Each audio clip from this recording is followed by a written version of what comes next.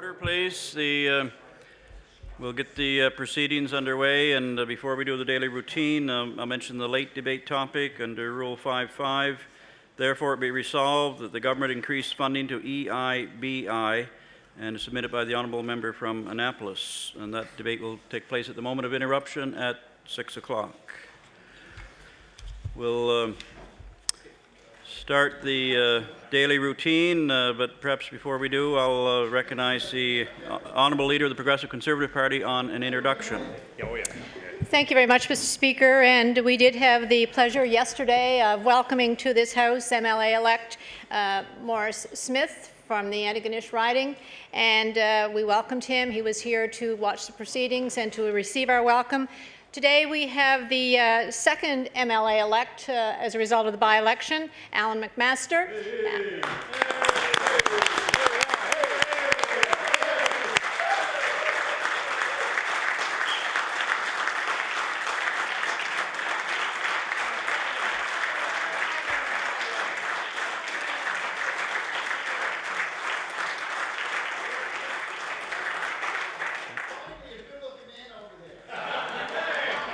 That's your opinion. And I love it.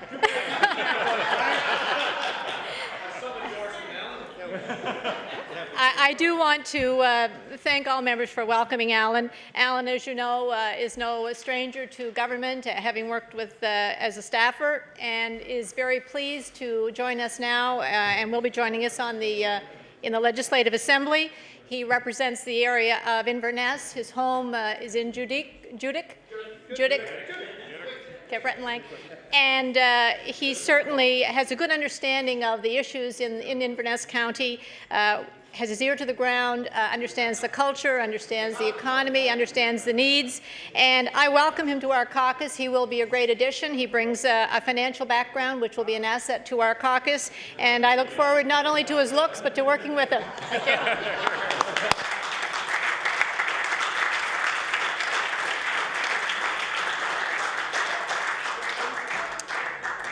Thank you, Honourable Member. We certainly welcome our MLA-elect and look forward to both he and both MLAs in a couple of weeks' time join us here on the floor of the Legislature. We'll start with the daily routine, presenting and reading petitions. The Honourable Leader of the Official Opposition. Thank you, Mr. Speaker. I beg leave to table a petition entitled "Don't Close North Hills Nursing Home." We, the undersigned, ask the Nova Scotia government not to allow this nursing home to close. Our loved ones will move away a long distance, making it difficult to visit in their final years. They must be near family. Mr. Speaker, there are approximately 920 signatures, and I have affixed mine. The petition is tabled. Any further petitions? Presenting reports of committees. Tabling reports, regulations, and other papers. Statements by ministers.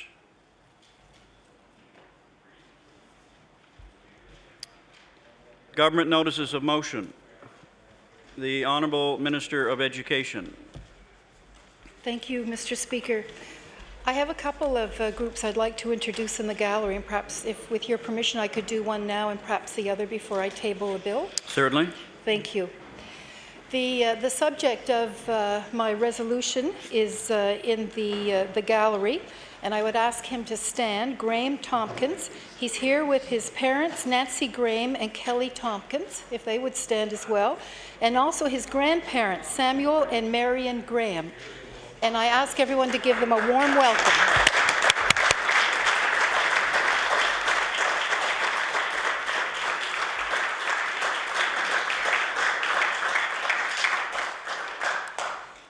Mr. Speaker, I hereby give notice that on a future day, I shall move the adoption of the following resolution. Whereas Dartmouth High School student Graham Tompkins dedicated large amounts of his personal time to studying for the prestigious National Geographic Geography competition this past summer. And whereas Mr. Tompkins and the two other members of the Canadian team were successful against groups from the United States and Poland to capture first place. And whereas Graham Tompkins is a National Geographic Geography world champion, Therefore, be it resolved that all members of this House offer our sincere congratulations to Graham Tompkins for his amazing first-place win at the 2009 National Geographic Geography World Championships and congratulate him for his perseverance, work effort, and success.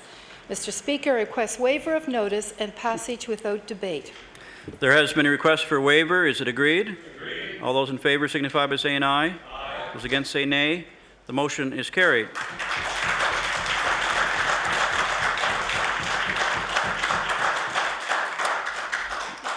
The Honourable Minister of Acadian Affairs.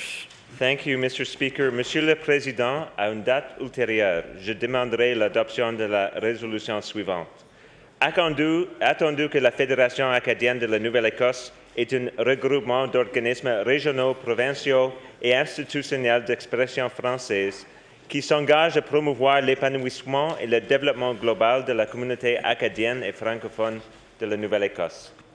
Et attendu que les 23, 24 et 25 octobre, la FAN tiendra son Assemblée générale annuelle à Dartmouth, proposant à ses membres une fin de semaine de réflexion sur les 5 prochaines années, ce qui a inspiré le thème de cette année, l'Acadie de la Nouvelle-Écosse, forte, engagée et prospère, et attendu que près d'une centaine de personnes se réuniront dans le but de souligner le travail de la FAN et de ces organismes membres durant la dernière année et pour assister au lancement officiel du plan de développement global 2009-2014 de la communauté acadienne et francophone de la Nouvelle-Écosse.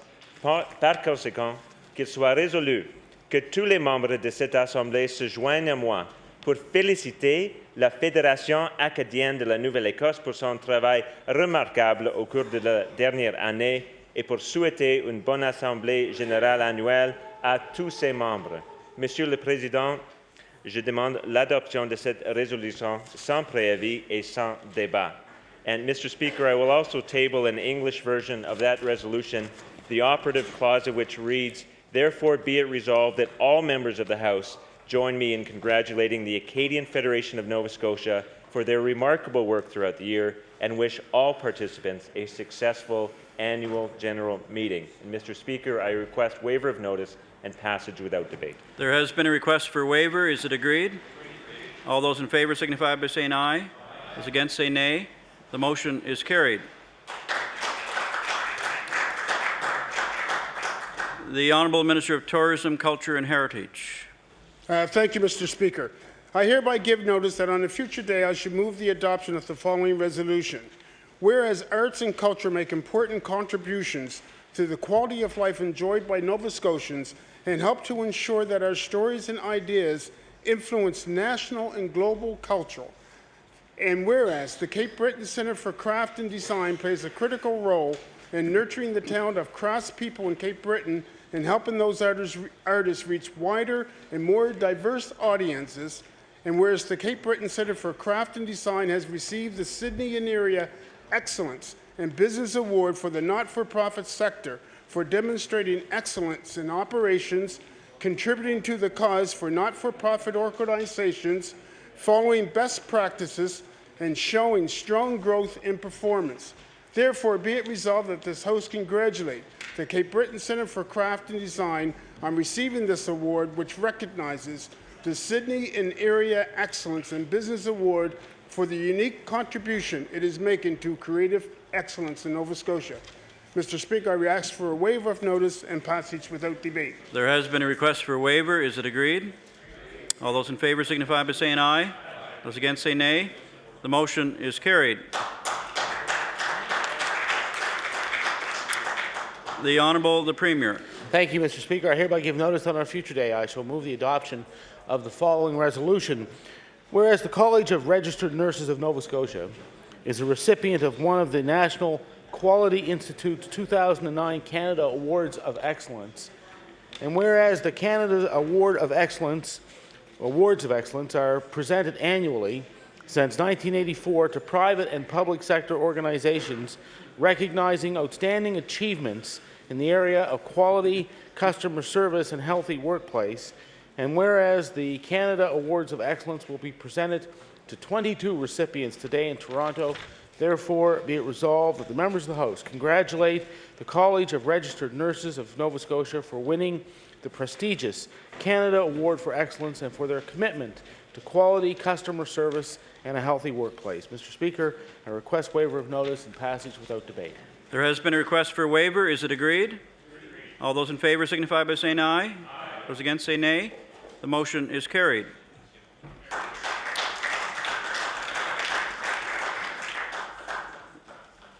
The Honourable Minister of Finance. Thank you, Mr. Speaker. I rise today in my capacity as Minister for the Halifax-Dartmouth Bridge Commission. I hereby give notice that on a future day I shall move the adoption of the following resolution. Whereas Steve Snyder is the General Manager and CEO of the Halifax-Dartmouth Bridge Commission and is responsible for the overall operations, maintenance, and administration of the Angus L. MacDonald and A. Murray McKay bridges. And whereas Mr. Snyder has held this position since 1994 and has led the organization through significant transportation projects, including the introduction of electronic tolling and the construction of the third lane on the Angus L. MacDonald Bridge. And whereas the International Bridge, Tunnel and Turnpike Association is a worldwide alliance of toll operators and associated industries with members in 25 countries on 6 continents, therefore be it resolved that this House congratulates Steve Snyder on being elected the President of the International Bridge, Tunnel and Turnpike Association. Mr. Speaker, I request waiver of notice and passage without debate. There has been a request for waiver. Is it agreed? All those in favor signify by saying aye. Aye. Those against say nay. The motion is carried.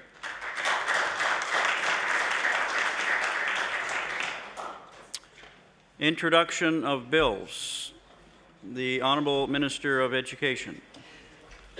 Thank you, Mr. Speaker. I wonder if I might be permitted my second introduction. Certainly. In the East Gallery, we have students from Dartmouth High School. They include students from the Grade 10 Mi'kmaq Studies program and the Grade 12 Global Studies program, and they're here with their teacher, Don Huell. And Mr. Huell has been a strong supporter of Model Parliament and has organized the Dartmouth High Model Parliament for a number of years. So on behalf of the MLA from Dartmouth North and myself, I'd like to invite them to stand and receive the warm welcome from the House.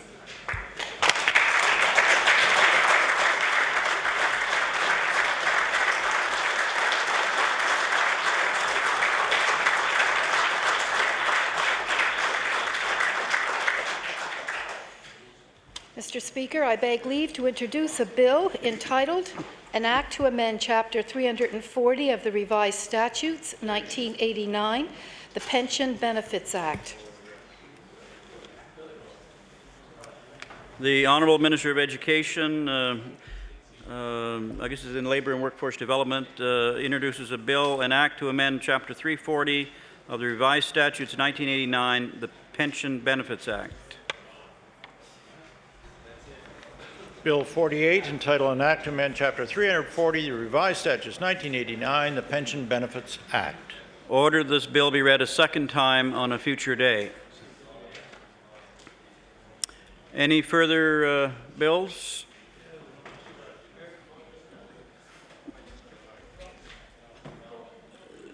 Notices of motion.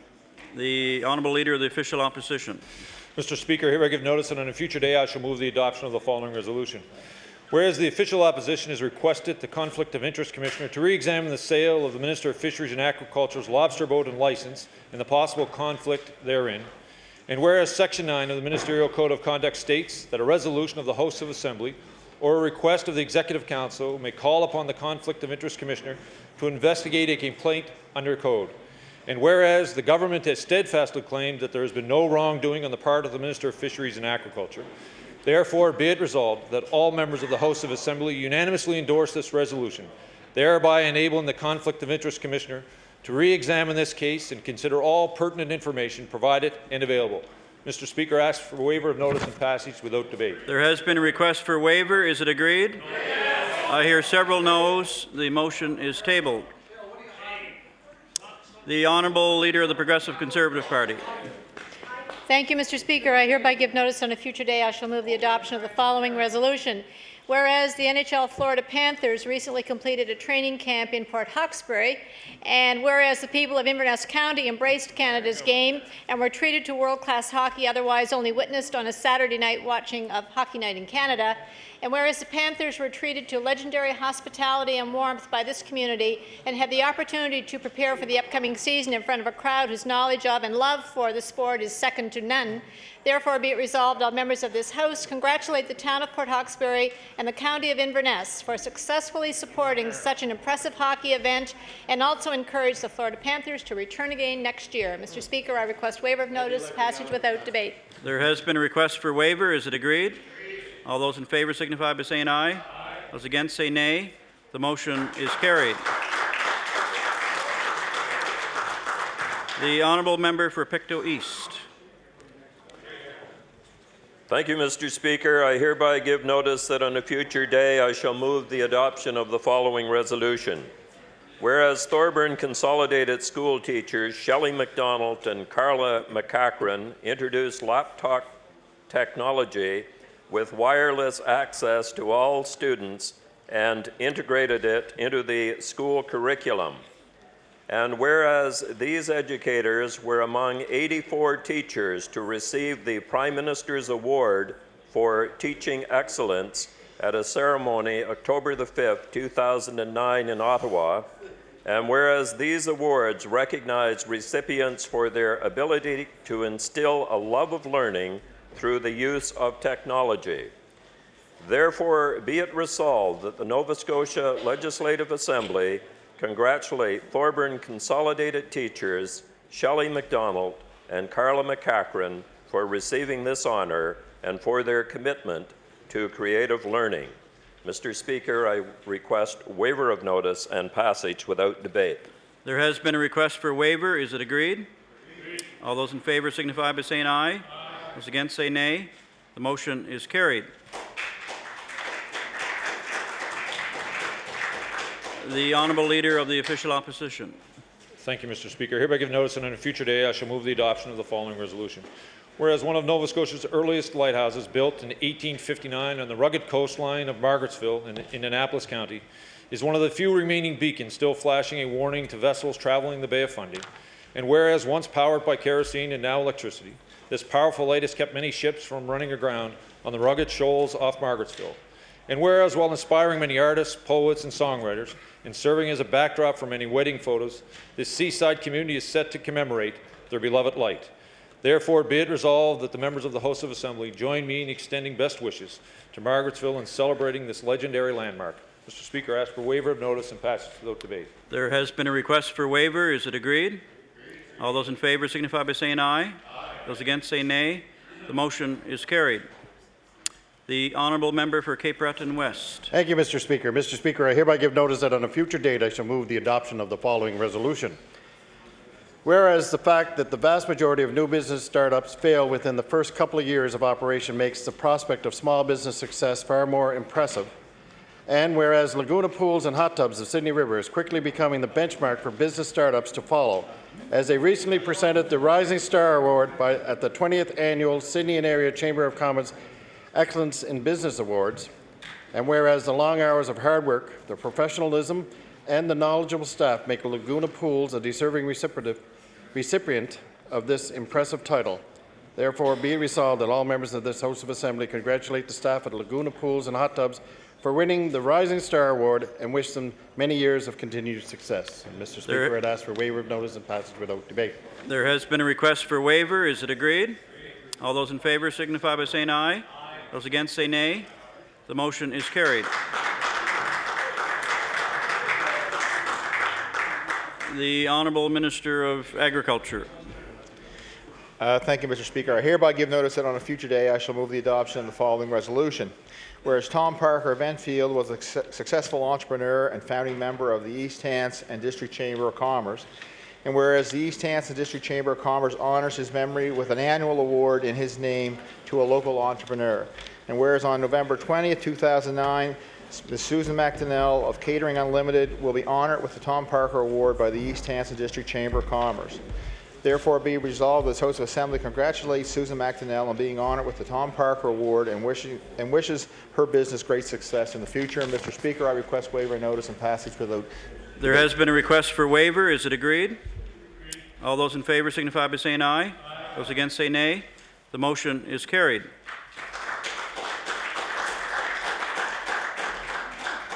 The honourable member for Argyll. Thank you very much, Mr. Speaker. I hereby give notice on a future day I shall move the adoption of the following resolution. Whereas the possibility of an H1N1 outbreak is a concern to most Nova Scotians, and whereas Dr. Robert Strang and his team of health professionals at Health Promotion and Protection have ensured that the H1N1 vaccine is ready for Nova Scotians to begin an immunization program this Monday, and whereas everyone will be able to be vaccinated whether they are in a priority group or not. Therefore, be it resolved that all members of this House encourage residents of Nova Scotia to become immunized in the lead up to the flu season with the H1N1 vaccine. Mr. Speaker, I request waiver of notice and passage without debate. There has been a request for waiver. Is it agreed? All those in favour signify by saying aye. Those against say nay. The motion is carried.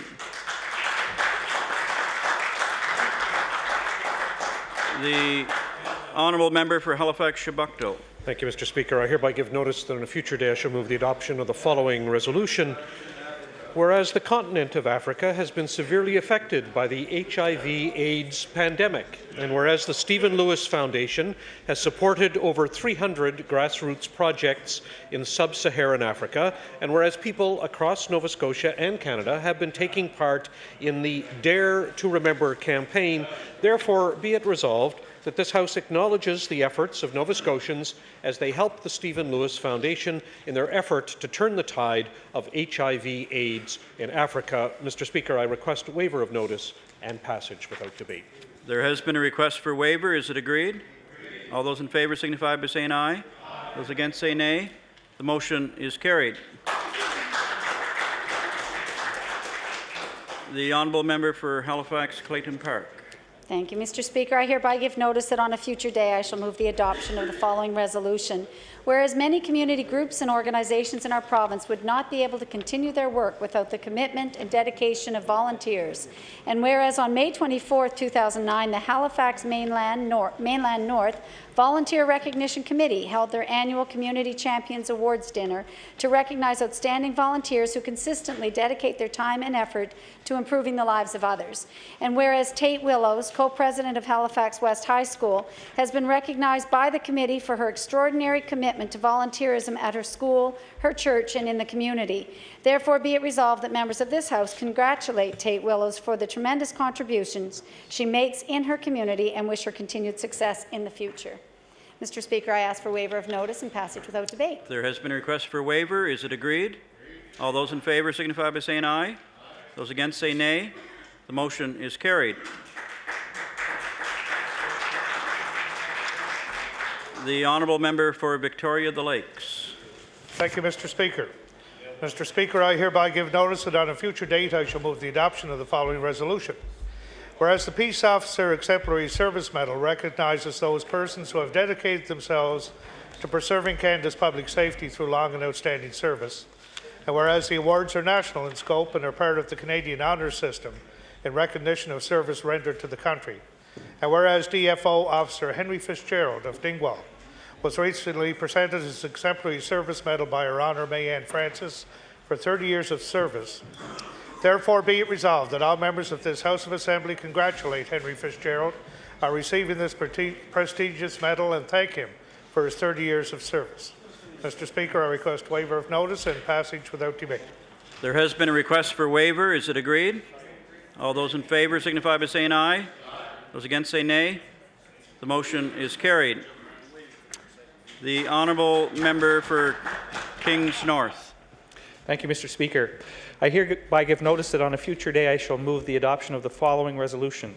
Whereas Kathy Reamer has had a 27-year career as an educator in Nova Scotia and currently teaches grade 3 at Aldershot Elementary School, and whereas Kathy Reamer has been recognized as a teacher who demonstrates respect and outstanding authority in her approach to the academic, emotional, and social needs of her students, and whereas the Heritage Educational Foundation has chosen Kathy Reamer as the 2009 Atlantic Province's recipient of the National Excellence Awards for Teachers for her exceptional work with young students, Therefore, be it resolved that the Nova Scotia House of Assembly commends Kathy Reamer for being a teacher who inspires a love of learning that can last a lifetime, and congratulates her on being the 2009 recipient of the National Excellence Awards for Teachers for Atlantic Canada.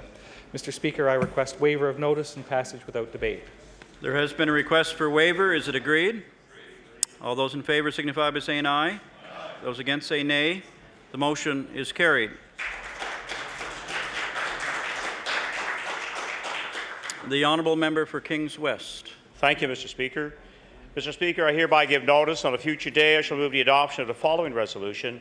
Whereas Acadia University alumnus John DeCoste is the inaugural recipient of the Atlantic University Sport Media Award, and whereas John writes for the Kings County Advertiser and Kings County Register in the Annapolis Valley, where he covers Acadia University athletics, both as a journalist and as a photographer, and whereas in addition to this honour, John DeCoste is nominated for the CIS Fred's Combating Media Award to be presented in June. Therefore, be it resolved that members of this House of Assembly congratulate John DeCoste for his honour and wish him continued success in future endeavours. Mr. Speaker, I ask for waiver of notice and passage without debate. There has been a request for waiver. Is it agreed? Agreed. All those in favour signify by saying aye. Aye. Those against say nay. The motion is carried. The honourable member for Yarmouth. Mr. Speaker, I hereby give notice that on a future day I shall move the adoption of the following resolution. Whereas a memorial service is scheduled for 8:30 a.m. tomorrow morning at the Sailors Memorial at Point Pleasant Park here in Halifax in remembrance of the horrible explosion on the HMCS Kootenay 40 years ago tomorrow morning that claimed the lives of 9 sailors while injuring 53 others.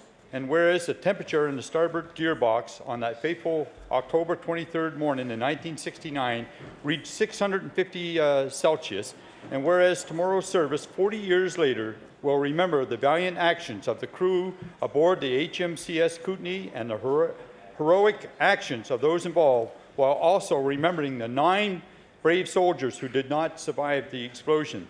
Therefore, be it resolved that all members of the House of Assembly recognize tomorrow's 40th anniversary of the explosion aboard the HMCS Kootenay and recognize the brave actions put forth by all of our military both yesterday and today. And Mr. Speaker, I request waiver.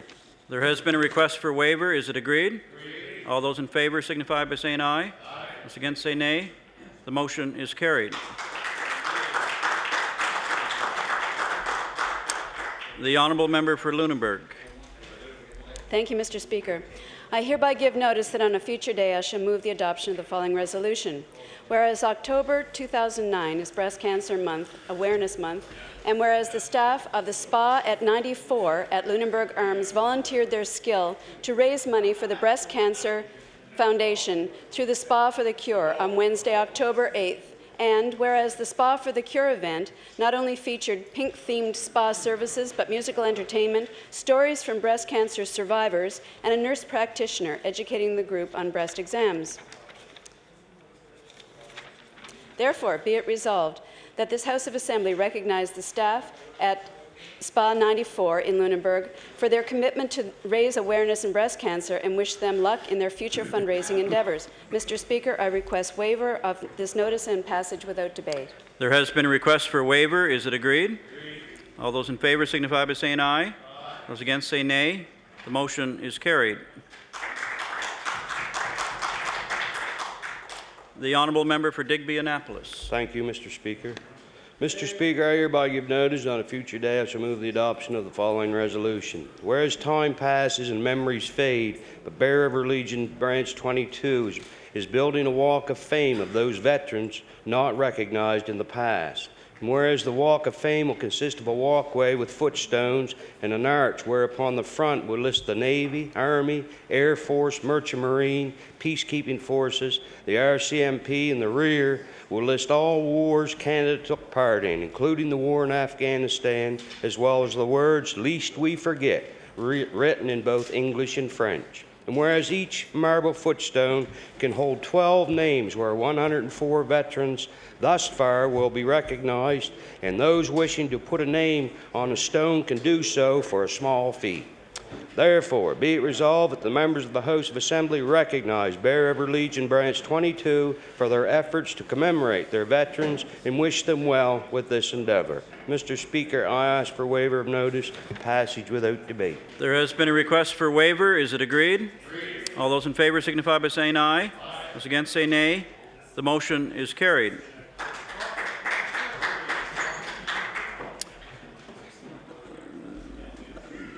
The honourable member for Cumberland South. Thank you, Mr. Speaker. Mr. Speaker, I hereby give notice on a future date. I shall move the adoption of the following resolution. Whereas on November 28, 2009, members of the Westchester Fire Department and the Ladies Auxiliary and their families will gather to celebrate at their annual banquet to pay honour and respect to those who serve their community. And whereas this Fire Department and Ladies Auxiliary has given many, many hours of dedicated service to the local community and residents over the years, whether it be responding to emergencies, training, fundraising, or many other community events. And whereas this is an opportune time for members of the Fire Department and the Ladies Auxiliary and their families to take a moment for themselves, to enjoy each other's company, and to reflect on the great work that this volunteer Fire Department and Ladies Auxiliary does for the Westchester area. Therefore be resolved, all members of this House congratulate the members of the Westchester Volunteer Fire Department, the Ladies Auxiliary, and especially their families, and say a special thank you for the tremendous work they do on behalf of the community. Speaker, I request waiver of notice and pass without debate. There has been a request for waiver. Is it agreed? All those in favour signify by saying aye. Those against say nay. The motion is carried. The honourable member for Guysborough Sheet Harbour. Thank you, Mr. Speaker. Mr. Speaker, I hereby give notice that on a future day I shall move the adoption of the following resolution. Whereas October is celebrated as Women's History Month in Canada, and whereas the Persons case became a legal history milestone in Canada when 5 women from Alberta, known as the Famous Five, asked the Supreme Court of Canada to declare that women were persons under the law. And whereas after the Supreme Court turned them down, they appealed to the Judicial Committee of the Privy Council on October 18, 1929, and the Privy Council declared in the Famous Persons case that women were persons and thus eligible to hold any appointed or elected office. Therefore, be it resolved that the Nova Scotia Legislature recognizes the record number of women in this House and the important roles women perform in this Assembly, and the equally important roles that these women perform at all levels of governance in the province of Nova Scotia. Mr. Speaker, I request waiver of notice and passage without debate. There has been a request for a waiver. Is it agreed? All those in favour signify by saying aye. Those against say nay. The motion is carried.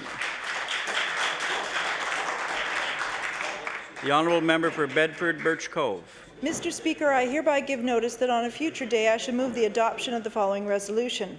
Whereas Nocturne Art at Night was a free event this past Saturday, October 17, 2009, that showcased and celebrated the art scene in HRM, and whereas artists showcased their works at 32 galleries, 39 independent projects, and 6 spotlights at downtown businesses from 6 p.m. until midnight, and whereas 2 free Metro Transit bus transported the participants around the sites while Nocturne volunteer tour guides led tours at regular intervals throughout the evening, therefore be it resolved that members of this House congratulate the organizers of and participants in Nocturne and wish them many more years of creativity and success. Mr. Speaker, I ask for waiver of notice and passage without debate. There has been a request for waiver. Is it agreed?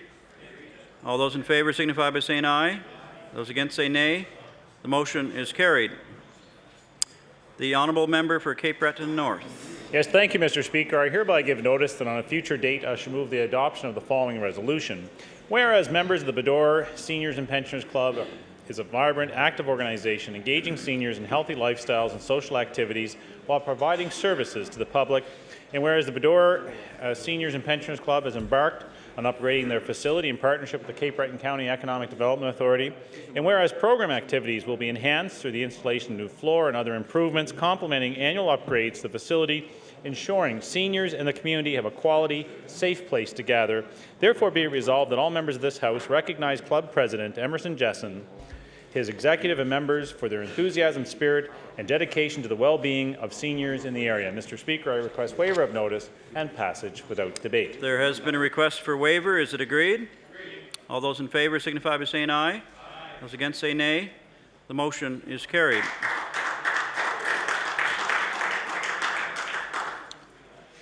The honourable member for Digby Annapolis. Thank you, Mr. Speaker.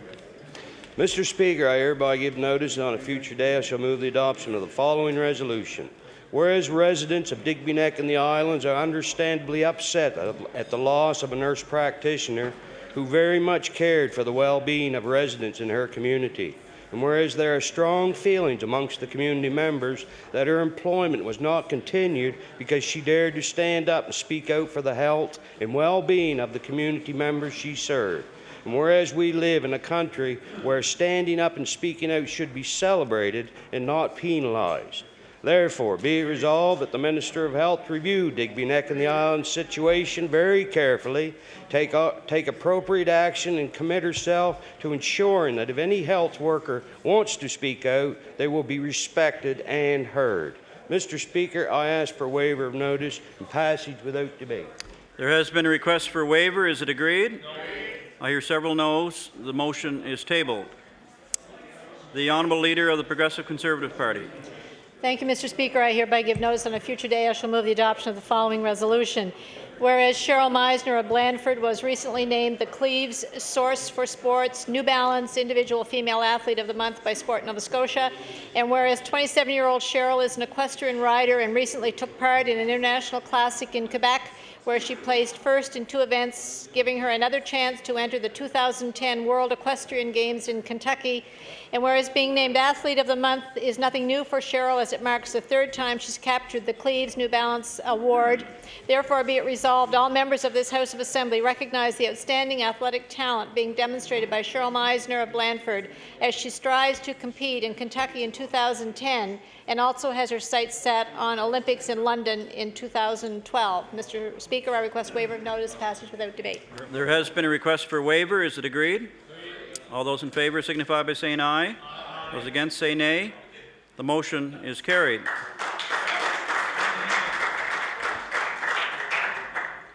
The honourable member for Digby Annapolis. You're going to read your resolution, the operative clause again? Yes. Is it? Therefore, be it resolved that the Minister of Health review the Digby Neck and Island situation very carefully, take appropriate action, and commit herself to ensuring that if any health worker wants to speak out, they will be respected and heard. Mr. Speaker, I ask for waiver of notice and passage without debate. There has been a request for waiver. Is it agreed? Agreed. All those in favour signify by saying aye. Aye. Those against say nay. The motion is carried.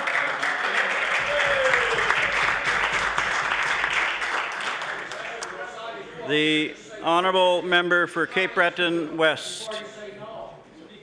Order, please. The honourable member for Cape Breton West. Thank you, Mr. Speaker. Mr. Speaker, I hereby give notice that on a... Start again. Thank you, Mr. Speaker. Mr. Speaker, I hereby give notice that on a future date I shall move the adoption of the following resolution. Whereas the Sydney and Area Chamber of Commerce annually honors the best and brightest of the Cape Breton business community at the Excellence in Business Awards, and whereas R.D. Gillis Home Building Supplies of Sydney River won this year's Retail Award, which proved what the customers already knew, that the professionalism and knowledge of its staff is second to none. And whereas in the face of difficult economic conditions, R.D. Gillis Home Building Supplies stood true to their core strengths, which has led to their continued success. Therefore, be it resolved that all members of this House of Assembly congratulate Charlotte and Dave Gillis of R.D. Gillis Home Building Supplies on this important recognition and wish them continued growth and success in the years ahead. And Mr. Speaker, I ask for waiver of notice and passage without debate. There has been a request for waiver. Is it agreed? All those in favour signify by saying aye. Those against say nay. The motion is carried.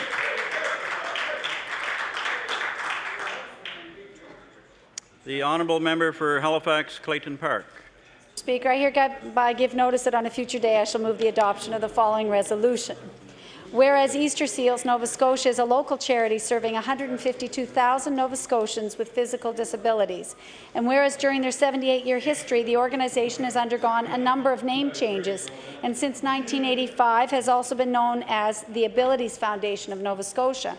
And whereas Easter Seals wanted to clarify and strengthen their identity in the community and have chosen to return to their original and well-known name, Easter Seals, Nova Scotia. Therefore, be it resolved that the members of the House of Assembly congratulate Easter Seals, Nova Scotia on their official name and wish their organization continued success in the future. Mr. Speaker, I ask for waiver of notice and passage without debate. There has been a request for waiver. Is it agreed? Agreed. All those in favour signify by saying aye. Aye. Those against say nay. The motion is carried.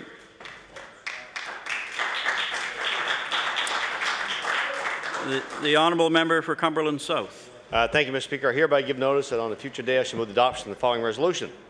Whereas on October 24, 2009, friends and family of Orr and Ross Collins of Wards Brook will join together to help this fantastic couple celebrate their 50th anniversary. Whereas Orr and Ross have given so much to the community of Wards Brook and Port Greville in Cumberland County and our province over the last number of years through their volunteering, through many organizations and the interests that they have. And whereas Orr and Ross have always put the community ahead of themselves and have been responsible for the success of so much in our area as a result of their dedication, commitment and compassion for their fellow residents and community.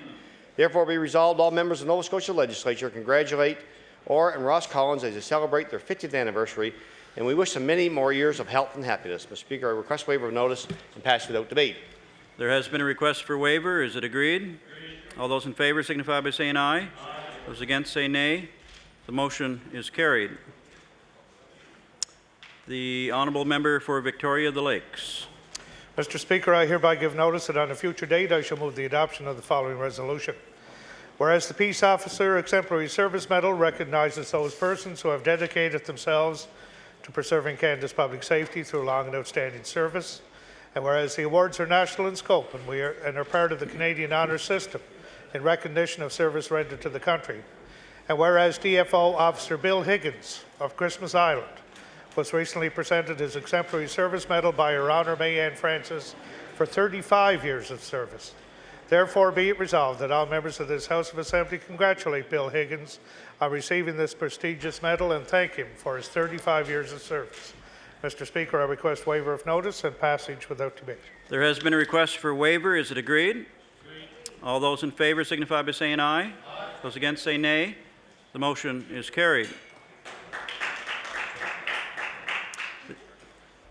The honourable member for Cape Breton North. Thank you, Mr. Speaker. I hereby give notice on a future date I shall move the adoption of the following resolution. Whereas New Glasgow's Vernon Walsh was selected by the Vancouver 2010 Olympic Committee to carry the torch on its national relay, and whereas his strength and reputation as a dedicated community volunteer earned Vernon Walsh the honour to carry the Olympic flame, and whereas Vernon Walsh will participate in the longest relay held in the borders of the host country in history. Therefore, be it resolved that all members of this House extend best wishes to Vernon Walsh for a successful Olympic torch run on November 17, 2009, and a day filled with wonderful and proud memories. And Mr. Speaker, I request waiver of notice and passage without debate. There has been a request for waiver. Is it agreed? All those in favour signify by saying aye. Aye. Those against say nay. The motion is carried. The honourable member for Yarmouth. Mr. Speaker, I hereby give notice that on a future day I shall move the adoption of the following resolution. Whereas the economy downturn that hit the world economy last year was the most severe in generation, with the crashing stock markets and growing unemployment being a persistent theme, and whereas in the midst of the downturn, the federal government put forth an unprecedented stimulus measures to combat unemployment and to get the economy back on track. Yet since June, our new provincial government has done very little to combat this serious issue within our province. And whereas the longer the government sits on its hands and lets the federal government do all the heavy lifting in terms of stimulus spending, more people lose their jobs, more partnership opportunities for true economic growth passes us by. Therefore, be it resolved that all members of the House of Assembly call on the Premier and his Cabinet to immediately produce a detailed list of provincial measures to combat this downturn and immediately get to work putting the economy back on track. And Mr. Speaker, I request waiver. There has been a request for waiver. Is it agreed? No. I hear several noes. The motion is tabled. The honourable member for Argyll. Thank you very much, Mr. Speaker. I hereby give notice on a future day I shall move the adoption of the following resolution. Whereas the Premier made a bold campaign promise of keeping all emergency rooms open, knowing the challenge we face in finding doctors and nurses to fill all emergency room shifts. And whereas while the government has hired an emergency room advisor, there are still many emergency room closures happening across all parts of Nova Scotia, and code oranges seem to be happening daily at the QE2 Hospital and the Dartmouth General Hospital. And whereas the NDP has been governing for 125 days, therefore be it resolved for the Premier to act and put an immediate end to all emergency room closures and code oranges as per the Premier's campaign promise. Mr. Speaker, I request waiver of notice and passage without debate. There has been a request for waiver. Is it agreed? I hear several noes. The motion is tabled. Any further notices of motion? Orders of the day. Oral questions put by members. The time now is 2:55. We'll go to 3:55. And I'll recognize the Honourable Leader of the Official Opposition. Thank you, Mr. Speaker. My question is for the Premier. Members on this side of the House are getting questions and concerns every day from people worried about keeping their homes warm this winter. You have eliminated funding to the Salvation Army this year for the Good Neighbour Energy Program, and you have cut the amount of money for families eligible for the HARP program from $450 to $200. Yesterday in this House, Mr. Premier, your minister responsible for the HARP said the cost of furnace oil this year is half of what it was this time last year. So my question to the Premier is, do you stand by your minister's statement that the price of oil is half as it was last year? The Honourable the Premier. Thank you, Mr. Speaker.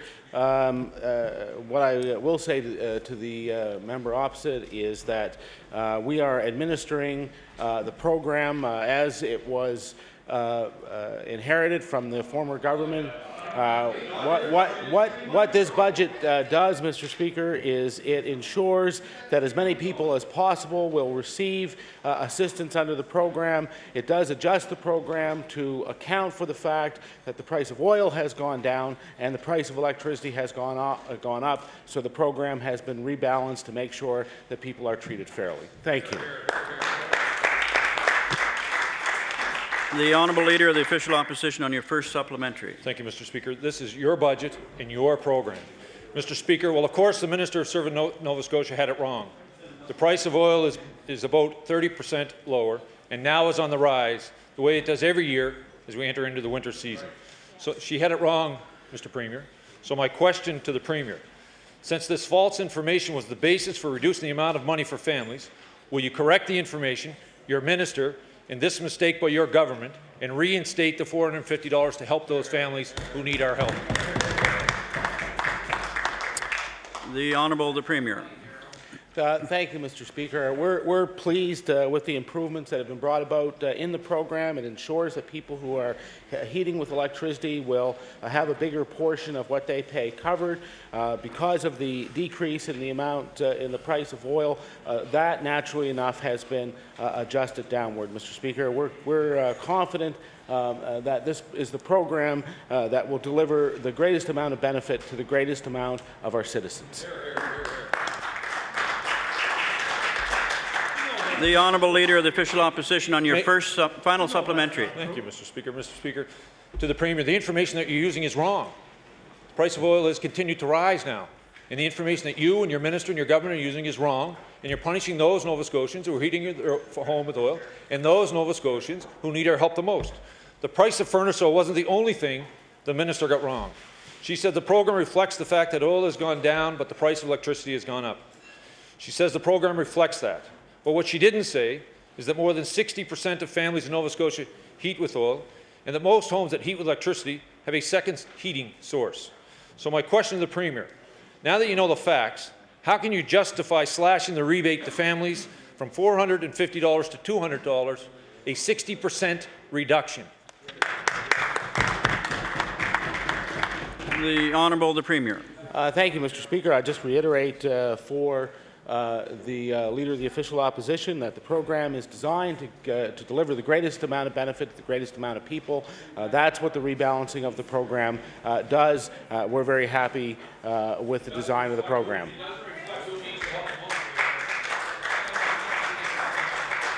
The Honourable Leader of the Progressive Conservative Party.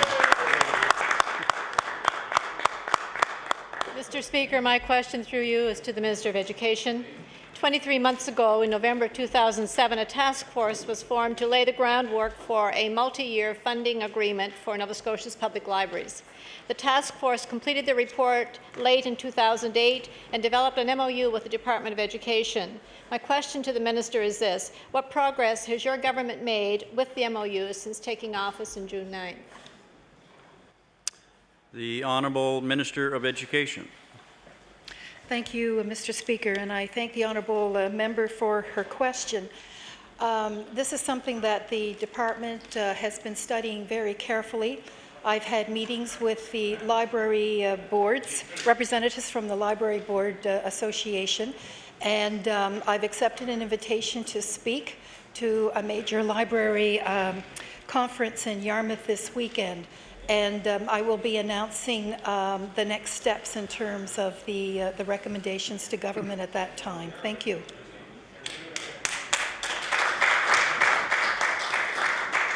The Honourable Leader of the Progressive Conservative Party on your first supplementary. Thank you, Mr. Speaker. The preliminary work that was done prior to the election, the President of Nova Scotia Library Association, in a letter from the Minister of Education on August 14th, was told that it was the intention of the Minister to take the task force recommendations and MOU to Cabinet as soon as possible. On September 24th, officials in her department stated, and I quote, "No official decision, but one is expected soon." So, Madam Minister, my question to you is this: library boards deserve a clear and concise answer. When will you be taking the task force recommendations to Cabinet? The Honourable Minister of Education. Thank you, Mr. Speaker. The honourable member well knows that the agenda items for Cabinet and the timing of those is confidential. And as I said earlier, I've had meetings with a lot of the relevant groups who are impacted by the analysis and recommendations from this study. I want to commend the honourable member for initiating the review a couple of years ago. It identified a number of critical concerns on behalf of the library system, and there are a number of approaches that our government plans to take to work alongside our colleagues and resolve some of these issues. So again, I thank the honourable member for the question. The Honourable Leader of the Progressive Conservative Party on your final supplementary. Thank you, Mr. Speaker. We all realize Nova Scotians use their public libraries on a regular basis. We have one of the highest rates of usage in Atlantic Canada, if not in Canada. We take very seriously the recommendations that have come through that study and the Memorandum of Understanding. My question to the Minister is, when she is in Yarmouth and when she is meeting with the library boards at that time, will she be able to share with them any further steps with regard to the current MOU? The Honourable Minister of Education. Thank you very much, Mr. Speaker. As the honourable member appreciates, these discussions are an ongoing, sort of evolving process. And I have to say that I was very pleased to be told by a very knowledgeable person about library systems in the province that there have been more positive announcements about provincial and regional libraries in the last 4 months than this person had experienced in a number of years. So I think this is an indication of the priority that my government gives to the library system in Nova Scotia. We see it as an essential piece of lifelong learning, and we're very pleased to continually make these positive announcements. Thank you.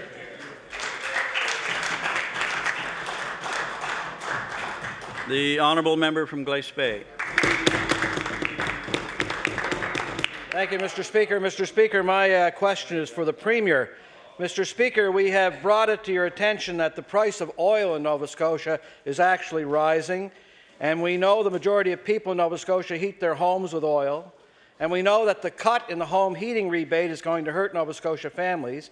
And, Mr. Speaker, in particular, we know that organizations such as food banks are going to feel the impact of that decision. So, Mr. Speaker, my question for the Premier is, since you know all of the above, will you increase the amount of money going to feed Nova Scotia? The Honourable the Premier. Well, it's an odd and confusing question, Mr. Speaker, but what I will say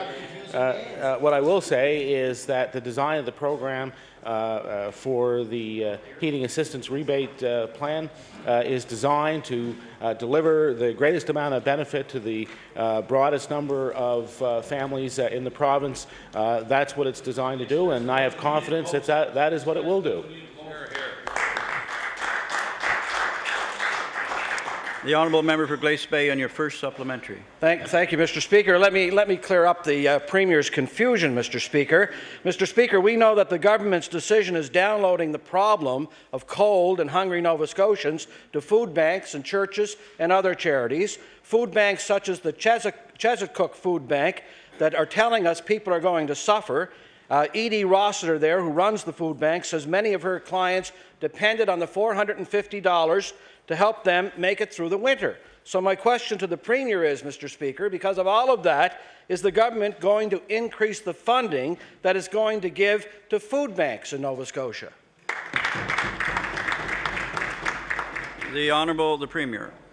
Thank you, Mr. Speaker. What I can tell the member opposite is that, of course, this is a government that's very concerned with the most vulnerable in our society. That's why we have put in place a comprehensive poverty reduction strategy. We're going to continue to work over that over the mandate of our government, Mr. Speaker. I am very happy with the work both with Service Nova Scotia and the Heating Assistance Rebate Program, and by the work of the Community Services Minister in regards to these matters.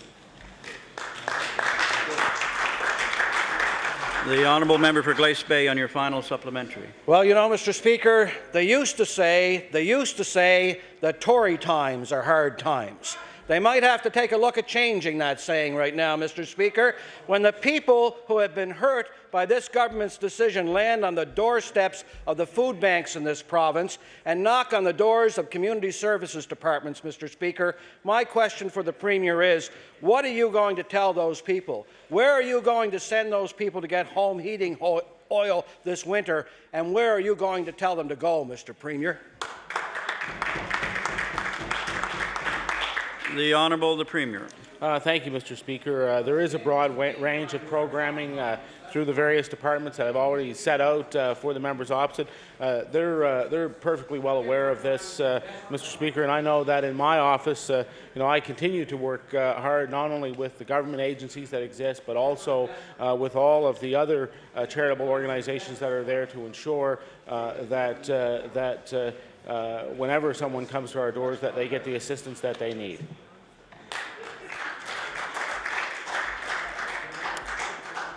The honourable member for Dartmouth East. Thank you, Mr. Speaker. And my question is for the Minister of Health, and I'm sure she knows where I'm going with this. While we debated the concerns at the Dartmouth General Hospital yesterday, it turns out the situation was worsening as we spoke. This morning, it was even worse still. As I came in the house this morning, the emergency department is at 151% capacity. This morning, there are 41 patients in the ER, and all units in the hospital are over census when I walked into the house. The surgery unit has given up 4 beds to medicine, and the hospital staff are trying to ramp up discharges. But the staff at the hospital admit that may mean sending patients home prior to the ideal time for their case management. So my question for the Minister is, what is the Minister doing today to improve the situation, the dire situation at the Dartmouth General Hospital? The Honourable Minister of Health.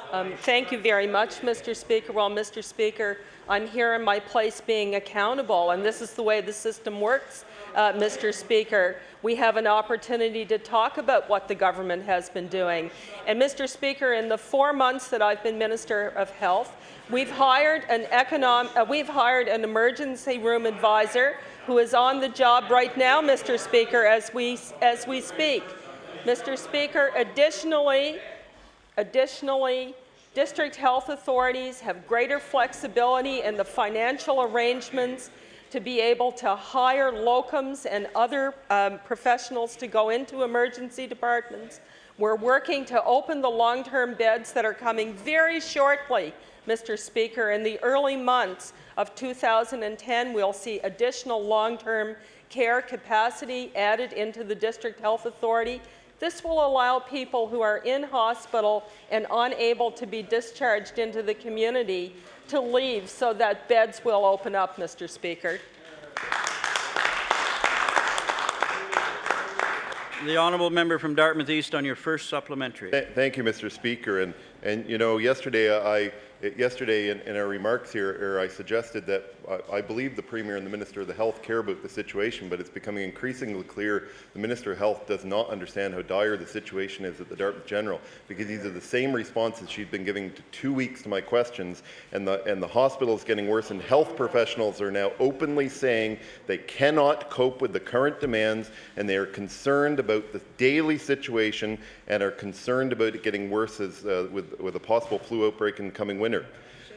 While some patients that the minister indicated should not have been in the hospital have been moved out, just as she said the other day, the situation has continued to worsen.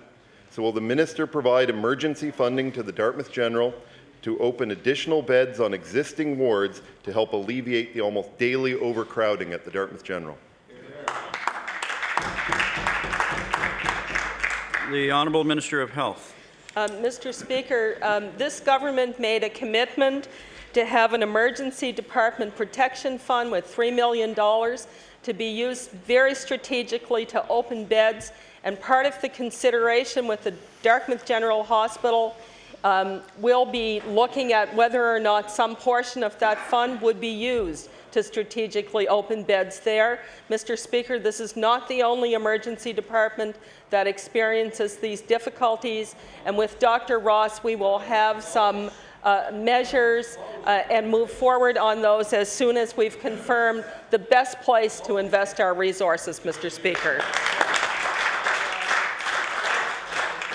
The honourable member from Dartmouth East on your final supplementary. Thank you, Mr. Speaker. Well, yesterday the minister stated during debate that code census is a sign for hospital wards and staff to be on high alert. And she's right. But the hospital staff cannot be expected to be on a permanent state of high alert. And she just mentioned that there are other hospitals having trouble. She's right about that too. And with the QE2 also facing overcrowding and indicating publicly now that they're reluctant to accept other patients, and the Cobequid Centre not open on a 24-hour basis, there are no options for the patients and healthcare professionals at the Dartmouth General. The minister was quoted on CBC radio earlier today, again just before I came in the House, saying that the staff at the hospital have been toughening it out for 10 years and will need to toughen it out a bit longer. So, Mr. Speaker, I ask again, how much longer does the minister expect hospital staff and patients to toughen it out before she takes action and provides the hospital with emergency funding to create at least temporary beds to ease the critical and immediate situation at the Dartmouth General Hospital?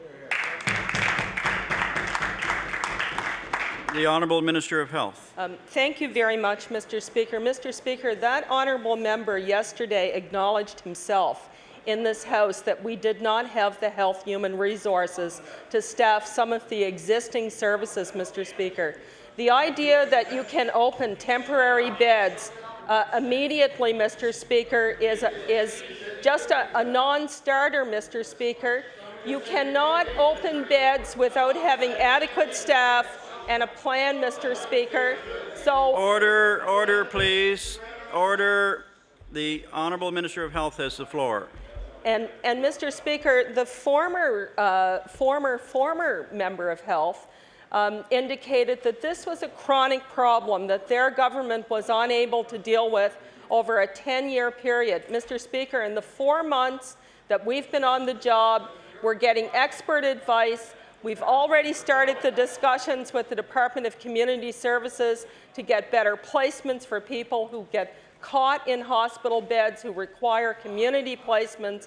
And Mr. Speaker, soon long-term beds will be opening up and we will see some relief in some of these facilities, Mr. Speaker, as a result.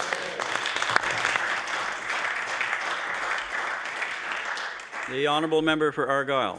Thank you very much, Mr. Speaker. My question through you is to the Minister of Community Services.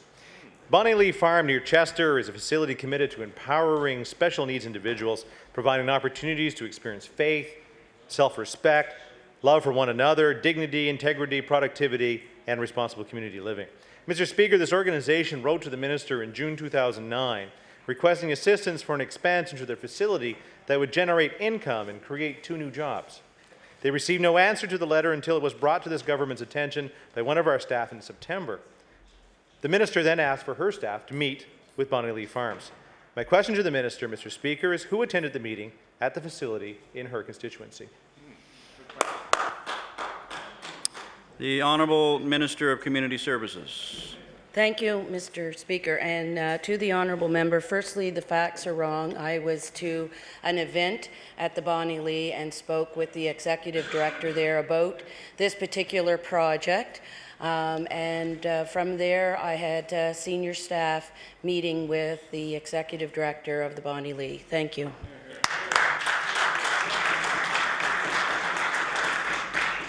The honourable member for Argyll on your first supplementary. Thank you very much, Mr. Speaker. Well, it's a good thing that after almost 4 months, the hardworking staff, residents and volunteers in her constituency have finally met with senior officials from the Minister's department. Mr. Speaker, will the Minister please tell the House what the outcome of that meeting was? The Honourable Minister of Community Services. Thank you very much, Mr. Speaker. We're looking at an initiative through the Bonnie Lee, and we're having discussions with them. And one of the issues, as everyone knows in this House right now, is the budgetary issue. It's a fabulous project, and we are supportive of it, and we're looking at in the future what we can do with regards to the budget to help them out. Thank you very much. The honourable member for Argyll on your final supplementary. Thank you very much, Mr. Speaker. But I was told the outcome was that this was a great project and that could only be supported if there was money left over at the end of the fiscal year. Mr. Speaker, this government miraculously found $1.5 million for the Antigonish Library days before the election. Mr. Speaker, my question this time is to the Minister of Rural and Economic Development. Maybe your department could help this organization in the constituency of St. Margaret's in becoming more self-sufficient in taking advantage of this wonderful business opportunity. The Honourable Minister of Economic and Rural Development.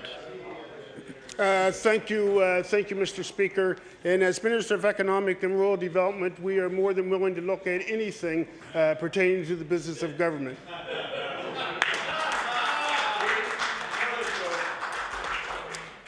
The Honourable Member for Halifax, Clayton Park. Thank you. Thanks, Mr. Speaker. My question is for the Minister of Health.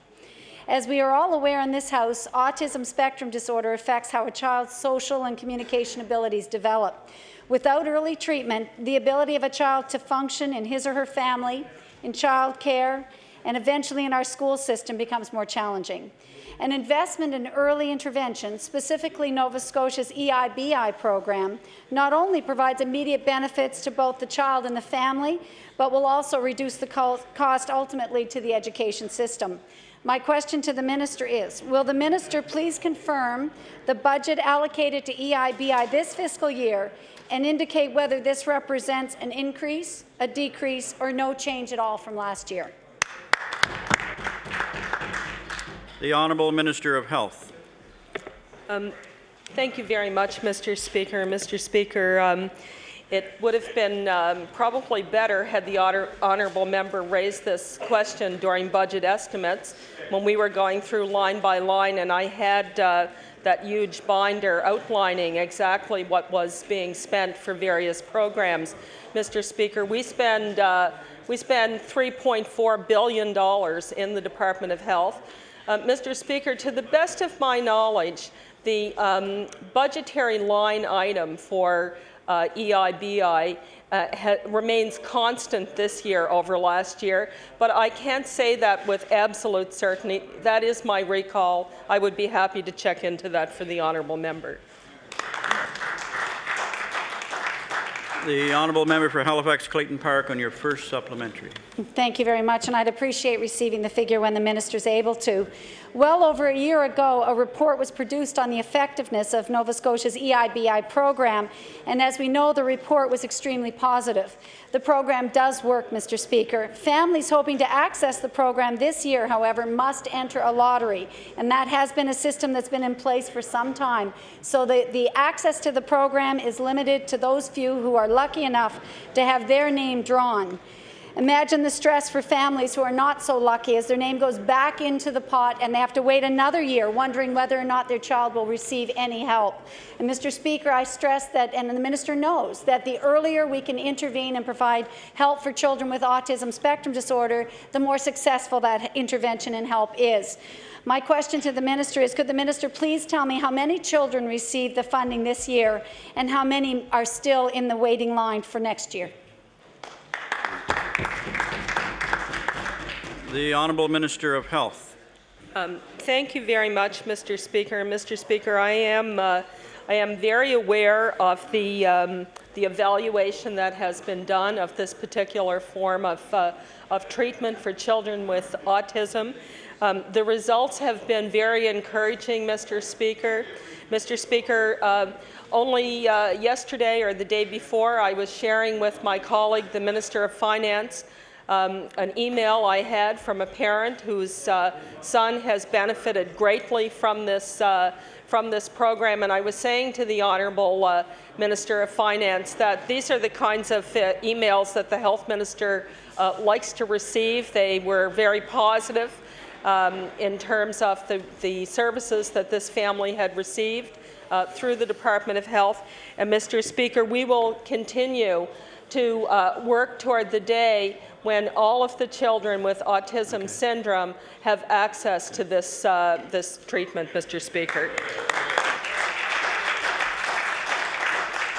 The Honourable Member for Halifax Clayton Park on your final supplementary. Thank you very much, Mr. Speaker. And we still don't know the numbers of children that are still waiting for that help and the numbers that are helped. I'm happy to hear that the minister's heard from some where the families are happy, and we know the program is successful. But for those that are waiting in a lottery situation, it's another story entirely. And I think we have to be aware of how important it is to provide some help to those families. So, Mr. Speaker, I'd like to suggest that for one minute we would never accept a lottery for people with cancer needs or with other serious illness, and I don't see why we accept a lottery for families who have children with autism. Mr. Speaker, my question to the minister is, are additional financial resources for EIBI under active consideration for the next fiscal year? The Honourable Minister of Health. Thank you very much, Mr. Speaker. And Mr. Speaker, this government did make a commitment to improve treatment for children with autism in our second year, Mr. Speaker. However, having said that, we will certainly look at all of the programs in the Department of Health as we go forward, with a consideration of whether or not we are going to be able to enhance those programs in the coming fiscal year, and this program will be no different, Mr. Speaker. The Honourable Member for Yarmouth. Thank you. Mr. Speaker, my question through you is to the Minister of Economic and Rural Development. I hope he is aware that Nova Scotia's aerospace industry is valued at $600 million to Nova Scotia's economy on an annual basis, and that 6,000 individuals are employed. And if you combine the defence component, the value to Nova Scotia's economy is $1.5 billion. My question for the Minister, Mr. Speaker, through you today is, are you aware of any new companies related to the aerospace industry wanting to expand into Nova Scotia? The Honourable Minister of Economic and Rural Development. Thank you, Mr. Speaker. And I'm pleased to report that NSBI has been very active in that industry. And a recent indication of that activity would be the relocation of Lockheed Martin here in Metro.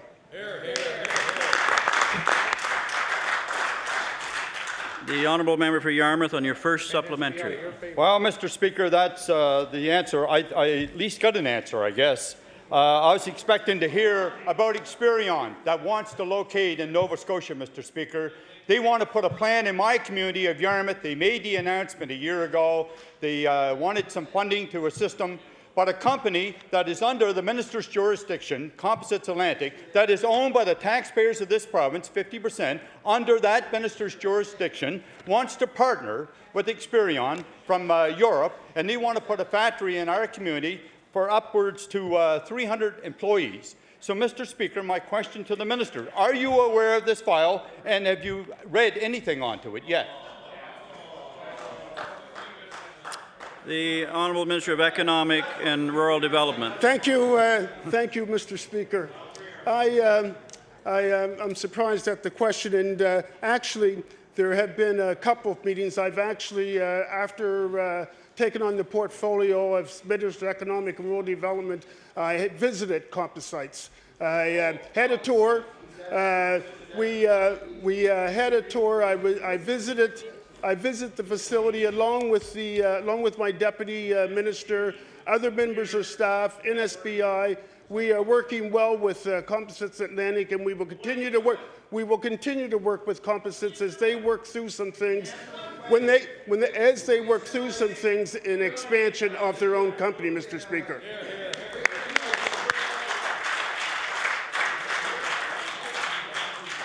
The Honourable Member for Yarmouth on your final supplementary.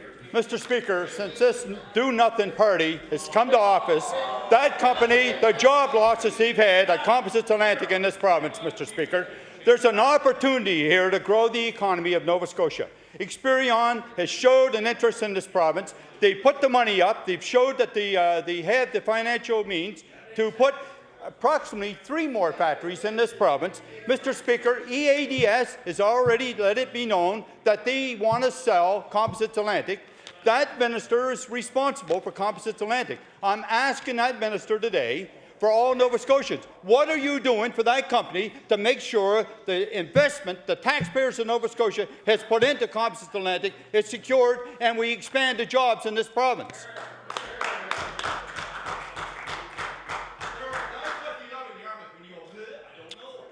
The Honourable Minister. The Honourable Minister of Economic and Rural Development. Order. Order, please. Order. The Honourable Minister of Economic and Rural Development. Thank you, Mr. Speaker. And I thought I just answered the question. The fact that order. The member or the Honourable Minister has the floor. Thank you, Mr. Speaker. The fact that we were there, the fact that we've been meeting with Composites Atlantic, the fact that we are aware of the situation, the fact that we are working with them, the fact that we are doing due diligence, and along with my deputy minister, along with staff, we will continue to work with all Nova Scotians and search for ways to create employment for the province of Nova Scotia.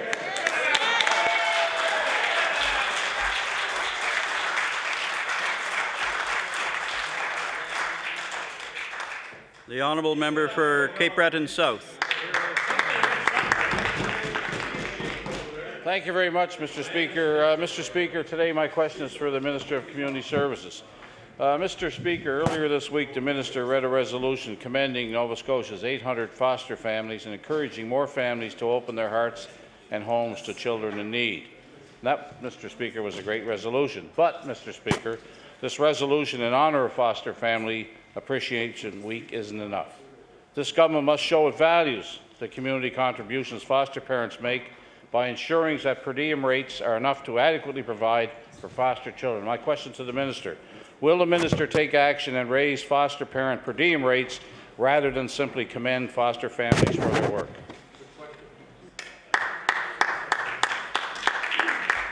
The Honourable Minister of Community Services. Thank you very much, Mr. Speaker, and thank you to the honourable member for his question and his concern for foster families.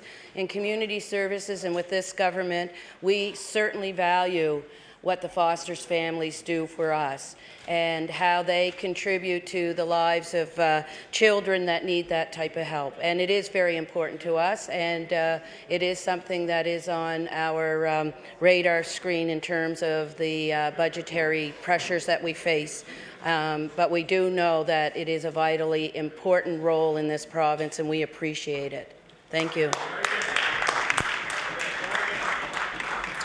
The honourable member for Cape Breton South on your first supplementary. Mr. Speaker, the minister mentions value, and that's a great thing, but tangible evidence is also needed, Mr. Speaker, as to these people. I'm going to read a quote here. Quote, in a letter to the Minister of Community Services last week, a foster parent and foster care advocate wrote, and I quote, "The #1 concern every year is foster parents feel they are being taken advantage of by the Department of Community Services by the low per diem rates. We are losing some very experienced foster homes throughout the province because they can no longer afford to foster children with such inadequate assistance," close quote. My question, first supplementary to the minister, what does the minister have to say in response to these concerns? The Honourable Minister of Community Services. Thank you very much, Mr. Speaker. And once again, thank you for the question from the honourable member. Number one, my response is the same. We truly value the job of the foster parents. In 2008, there was an increase for foster parents with respect to transportation to give them some added help. And we do know that it is an issue. But we have come into this as a new government with many financial issues that we're working through. And I've seen many in community services. We have a great deal of needs out there. But we do respect it, and we know that we're going to work towards making a difference for them in the future. Thank you. The honourable member for Cape Breton South on your final supplementary. Thank you, Mr. Speaker. Mr. Speaker, as I said before in this House, when it comes to community services, money should not be the be-all to end-all in this particular department. Mr. Speaker, these people want to be valued. And foster parents are not asking for money in return for the care they provide to children. They are simply asking for per diem rates that reflect the cost of raising children. Those who choose to become foster parents do so because they want to give neglected and abused children a loving home. And we must do everything we can to support them. Mr. Speaker, the fact of the matter is that we need more foster parents to care for abused and neglected children in Nova Scotia. The minister recognized this in the resolution she read yesterday. My final supplementary to the minister, how do you plan to encourage more parents to become foster parents without raising the per diem rates? The Honourable Minister of Community Services. Thank you, Mr. Speaker, and once again, thank you to the honourable member for his question. I know about foster parenting because I have very dear friends for 35 years that are foster parents, and I've seen the joy and the heartache that they've gone through and the dedication that they put into foster parenting, and that is why I expressed my gratitude in a resolution. It is challenging in the fact that we are in a budget situation here. It's unfortunate that it wasn't recognized by the former government over 10 years to be able to look at those rates. So we are left with a very unfortunate legacy on that. And so that's why the message is going out from me as Community Services Minister that I truly appreciate foster parenting and that we are looking at it.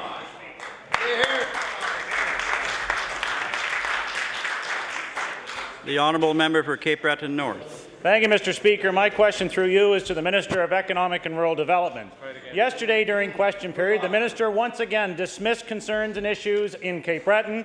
First, it was the lack of help for a $7.5 million project resulting in job creation and expansion of Williston House Care Facility. And the second was his non-action on the Bella Lion Call Centre in Sydney, basically viewing 35 jobs as not worthy of his interest or involvement. Mr. Speaker, this is a say little, do nothing member of Cabinet who's more fixated on tea, dinners and networking than the real work of a development minister at a time of real pressing need in this province. Yet, according to the minister, there are no issues. But that's not what the people of Cheticamp are saying about the Acrobat Call Centre and their need for leadership from the minister. Mr. Speaker, my question, Cape Breton has an unemployment rate 3 times that of Halifax, yet the minister sits silent and will not respond to the needs of the region. Will the minister inform this House of one, even just one, Mr. Speaker, action that he specifically and directly as minister is doing for the people of Cape Breton?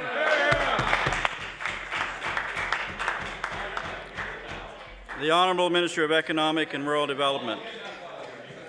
Thank you, Mr. Speaker. And I want, and through you, Mr. Speaker, through all members of the House, I will not accept the responsibility of actions of certain members in this House. Mr. Speaker, Order. The minister has the floor. The Honourable Minister has the floor. Mr. Speaker, the Department of Economic and Rural Development and its agencies have been very, very active since the day I stepped into their office. That activity will continue, and we will be. Look, we've showed results. We've done some things. We will continue. We will continue to work for the people of Nova Scotia as long as I occupy that seat.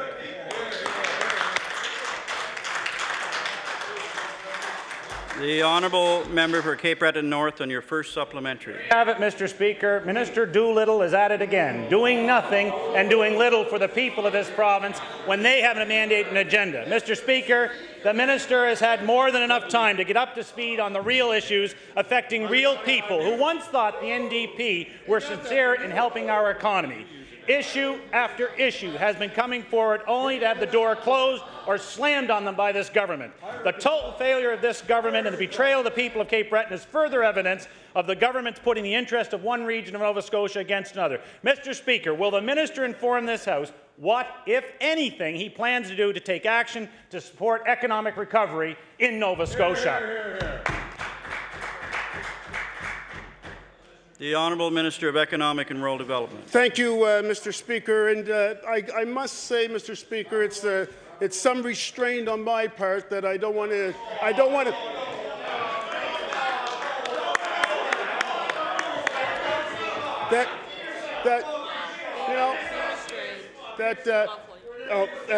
Thank you. There has to be a level of decorum in this House. And I expect all honourable members to respect each other when they're speaking, to respect the institution here, our democratic institution, and to respect the authority of the chair. I would ask all honourable members to do just that. I'll recognize the honourable member or the Minister of Economic and Rural Development. Thank you, Mr. Speaker. Mr. Speaker, I thank you for that personally. As I said, I will show some restraint, but you know what? I am going to deviate just a little bit. And actually, Mr. Speaker, I got a phone call today from a mayor thanking me in the department for the recent contact center in Windsor, Nova Scotia. Thank you.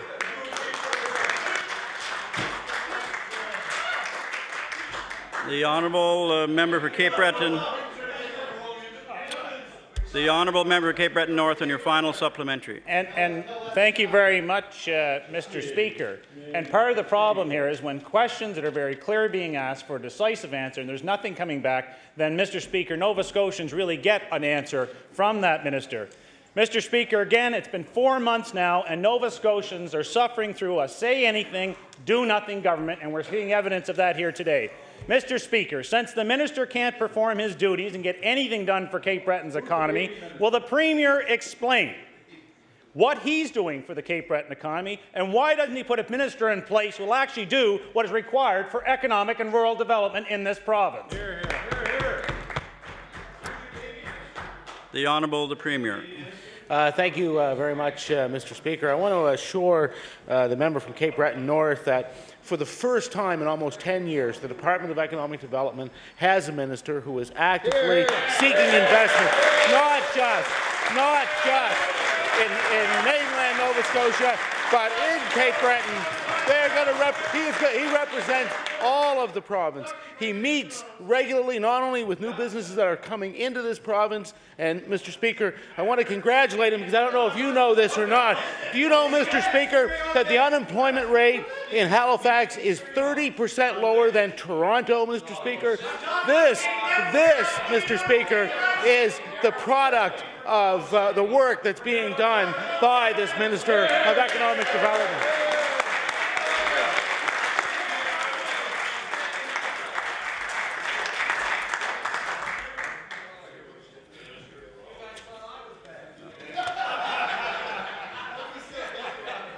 The honourable member for Dartmouth East. Mr. Speaker. Thank you, Mr. Speaker. My question is for the Minister responsible for Nova Scotia Business Inc. Mr. Speaker, yesterday the Premier announced that his government was investing $2 million through NSBI over the next 10 years into a Quebec-based venture capital fund. Now, this fund is directed through green technology entrepreneurs in the region. The Premier commented with, quote, great confidence, end quote, that Nova Scotia companies exploring green technology will be able to access that fund. Mr. Speaker, can the Minister tell me exactly how and when green companies in Nova Scotia will be able to access this venture capital? The honourable minister responsible for NSBI. Thank you, Mr. Speaker. Mr. Speaker, we are accepting applications now. So just as soon as applications are made, due diligence is followed by staff. It has to go through cabinet. It has to go through all the proper channels.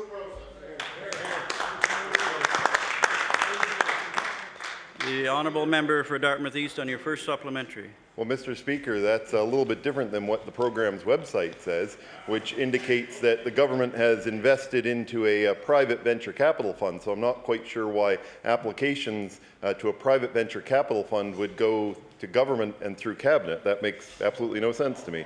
Mr. Speaker, while we're contributing $2 million to this fund, and I can't disagree that with the Minister or the Premier that Nova Scotia companies need better access to venture capital. However, there appears to be, when you read the criteria on the website for this fund, there appears to be no guarantee that any of the money will ever come back to Nova Scotia. So my question to the Minister is, what commitment has your government received to ensure that no less than the $2 million that's being invested will come back to Nova Scotia firms?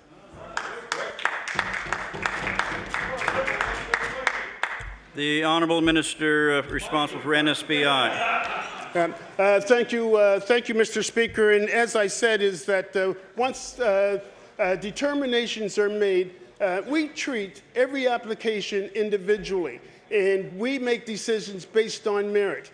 We trust that any money that's vested in companies will be returned to the province of Nova Scotia twofold. The honourable member for Dartmouth East on your final supplementary. Well, Mr. Speaker, I'm not sure whether the Minister doesn't understand my question or whether the program information that's out in the public domain is incorrect, or whether the Minister is talking about a separate fund, because I'm talking about a private fund that the government announced that it was investing money into and has a website with criteria that says nothing about going through the Nova Scotia cabinet, and in fact says that anybody in Canada can apply for money from that fund. So, you know, it appears to me, Mr. Speaker, and if there's different information, I would ask the Minister to table that, you know, if there is different information, then I would like the Minister to be able to provide us information that ensures that the innovation brought forward by Nova Scotia companies will be brought to market in our province. So my question to the Minister is, why didn't the government create its own venture capital fund for solely Nova Scotia companies creating green technology to ensure that Nova Scotia innovation doesn't come to market offshore? The honourable minister responsible for NSBI. Thank you, Mr. Speaker. We do have a venture capital fund, and what we do is that we encourage anyone, whether they be in Canada, whether they be in Nova Scotia, whether they be anywhere in the world, we encourage people from all over the continent to invest here in Nova Scotia. And that's one of the purposes of it, of the fund, Mr. Speaker.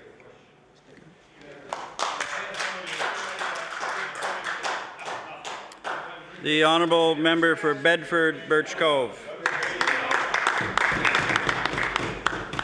Thank you, Mr. Speaker. My question is for the Minister of Education. Mr. Speaker, the Department of Education's 2009-10 business plan states that it will continue to support key projects introduced as a result of Learning for Life 2, Brighter Futures Together. Mr. Speaker, like nearly everything else this NDP government has been doing, the Department of Education's current P-12 strategy is based on something developed by the previous government. However, Learning for Life 2 is about to run its course and there is a need for a new direction. My question to the Minister, which groups have you consulted with about our P-12 strategy to date, and what have they told you about the successes and failures of the past strategy? The Honourable Minister of Education. Thank you, Mr. Speaker. This is a very complex question, and I'm sure that the House doesn't have time to hear all the details, but what I'd like to do is to set up a meeting with myself and my officials and sit down with the honourable member, and we can review what the objectives of that strategy, the outcomes, and perhaps go over some of the reviews and analysis that have been done through the department. Thank you. The honourable member for Bedford Birch Cove on your first supplementary. Thank you, Mr. Speaker, and I thank the Minister for her offer. I'd like to point out, though, that public consultation was a large component of the development for Learning for Life. And even though we are in the 4th and final year of Learning for Life 2, there doesn't appear to be any invitation for parents, educators, students, and community members to have a say, to be part of a future department planning. So, Mr. Speaker, it seems obvious that parents should at least have a say in the future direction of their children's education. My question to the Minister, will planning for the future direction of our education system openly involve parents, educators, students, and community members? The Honourable Minister of Education. Thank you, Mr. Speaker. I think anyone who understands the approach that my government takes would understand and assume and be correct in that assumption, that of course we consult with all the stakeholders. And I certainly had the wonderful opportunity back in the late 1980s to be part of the Minister's Advisory Committee on the Public School Program. And certainly that's a more formal process where representatives from the school boards, from parent associations, from the department, from the school administrators, and also from the teachers union came together and did an analysis of the curriculum and the sort of visioning into the future and made recommendations to the minister. So there are a number of different ways for the stakeholder groups to be involved in the consultations and make based on their experience and their insight, make recommendations. Thank you.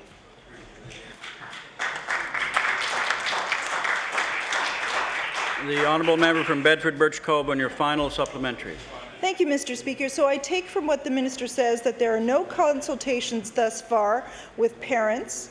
And even though this plan is due to expire very soon, we are not seeing any consultations. In fact, we're not seeing any leadership from this minister. She's refused to become involved in issues central to the well-being of students across Nova Scotia. Planning for the future of Nova Scotia's education system is not something that you can ignore without consequences. My question to the minister, when will you show some leadership and inform this House about your plans for the education system? The Honourable Minister of Education. Thank you, Mr. Speaker.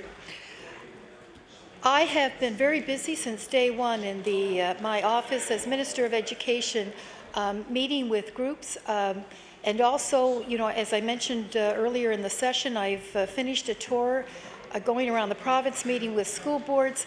I have met with school administrators, with the teachers union, and also have set up some meetings with parent groups. I'm trying to collect all the information and make sure that we make a very reasoned careful approach, because public education in this province is extremely important, and we have to be careful that any changes we make have positive educational outcomes for students. Thank you.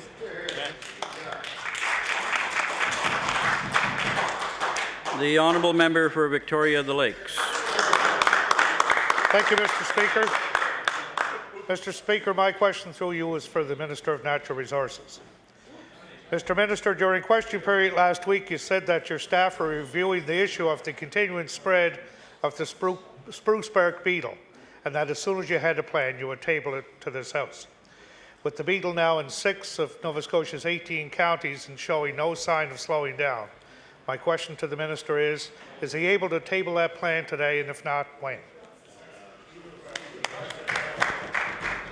The Honourable Minister of Natural Resources. Thank you, Mr. Speaker, and I thank the member opposite for his question. I don't remember saying I would table it in the House. I thought I said I would get it for the member for Cape Breton West, but anyway, as it turns out, I've given that to him, and I think I have other copies in my desk. I'll check, and if I can, I'll table it for the House. So.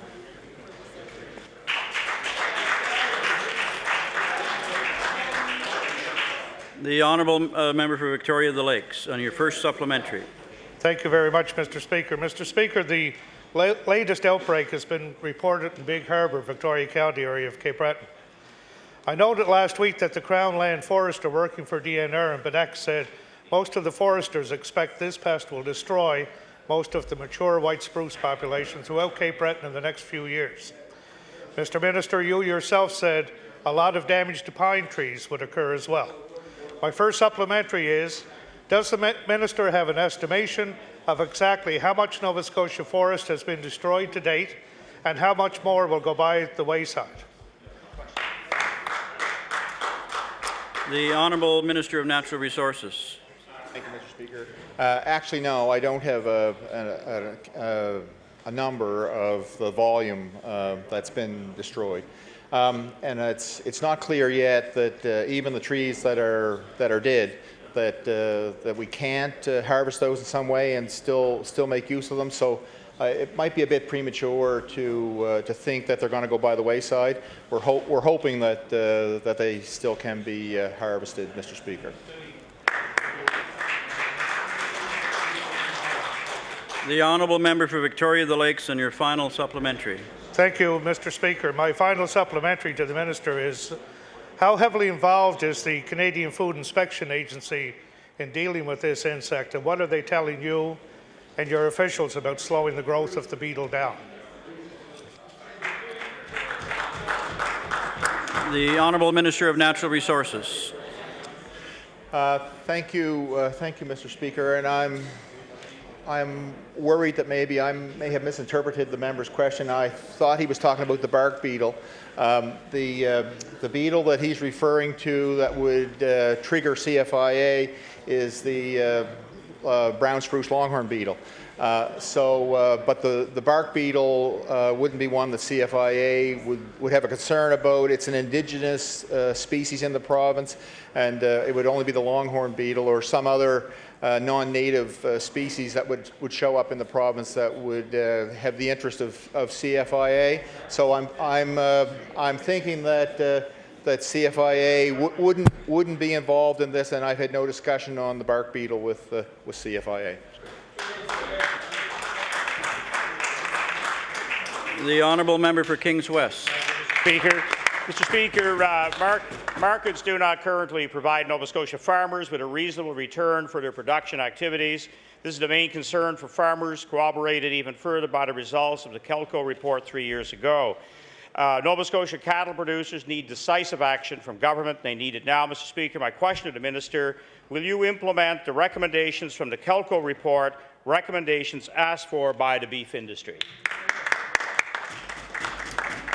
The Honourable Minister of Agriculture. Thank you, Mr. Speaker. There were 4 components, I believe, to the Kelco report, or the industry transition report. 3 of those components, and I won't try to say those off the top of my head, have been for some time been worked on by my department staff in conjunction with the Federation of Agriculture. The fourth component of trying to get value out of the or more money out of the value chain for producers has not really received much attention from the previous government. I've asked my staff to include that component as well, to see whether or not it's possible to examine the value chain and see where, if anywhere, we could get more for producers. So the Kelco report is one that we have been working on, and certainly at a higher level with 3 of the 4 components of the report. The honourable member for Kings West on your first supplementary. Thank you, Mr. Speaker. Even if the province implemented recommendations from the Kelco report on a trial basis with 1 or 2 commodities, it could really put money back into the pockets of farmers. The time is now to continue developing a local food economy. Mr. Speaker, this report has such value that it should no longer collect dust on the minister's shelf and should be implemented. My question to the minister, will you implement the Kelco report recommendations on an experimental basis to save the cattle industry in Nova Scotia? The Honourable Minister of Agriculture. Thank you, Mr. Speaker, and I want to order. The time has expired. Yeah, I have one reminder here, just from Ledge TV, I believe, that just to remind members that when they're speaking, if they have papers in hand, try not to hit the mic because it distorts in the earpiece. So just common sense advice from Ledge TV, please. I'll recognize the Honourable Government House Leader. Thank you, Mr. Speaker. Mr. Speaker, could you please call bills for second reading? Bills for second reading. Could you call Bill number 44, Members and Public Employees Disclosure Act? Bill number 44, the Members Disclosure Act. I'll recognize the Honourable Minister responsible, Minister of Justice. Mr. Speaker, I'm pleased to be here today for the second reading of an amendment to the Members and Public Employees Disclosure Act. These amendments will prohibit political contributions by corporations, trade unions, and partnerships. The amendments will also prohibit the use of held assets by parties for political purposes. Mr. Speaker, the purpose of these changes is to improve transparency in the electoral system in Nova Scotia. This will level the playing field by having one set of rules for everyone. Current legislation permits individuals, corporations, trade unions, partnerships to make annual contributions of up to $5,000 to a recognized political party, its electoral district, and its candidates. The current legislation also permits held assets to be used for the operation of a party outside of the election period. During this provincial election campaign, there were concerns raised about corporate and union contributions. At that time, our leader committed to ensuring a level playing field. The best way to ensure clarity and transparency is to limit contributions to individuals. The government's goal is to have one set of rules that everyone understands. I believe this is a great first step. We are not the first province to adapt these types of restrictions, and I don't believe that we'll be the last. Other provinces, such as Manitoba and Ontario, have imposed similar limits on who can provide political contributions. The proposed changes would take effect on January 1st, 2010 to allow elections in Nova Scotia, recognize political parties and members of the public sufficient time to understand and comply with the new rules. The held assets provisions takes effect on the day the bill is tabled. Thank you, Mr. Speaker. Thank you, Minister. I'll now recognize the Honourable Leader of the Official Opposition. Thank you, Mr. Speaker. I'm pleased to rise to speak to Bill 44. I want to acknowledge to the House that our caucus will be in support of moving this legislation forward, and I ask the Government and House Leader at the end of second reading today that he call this bill for third reading.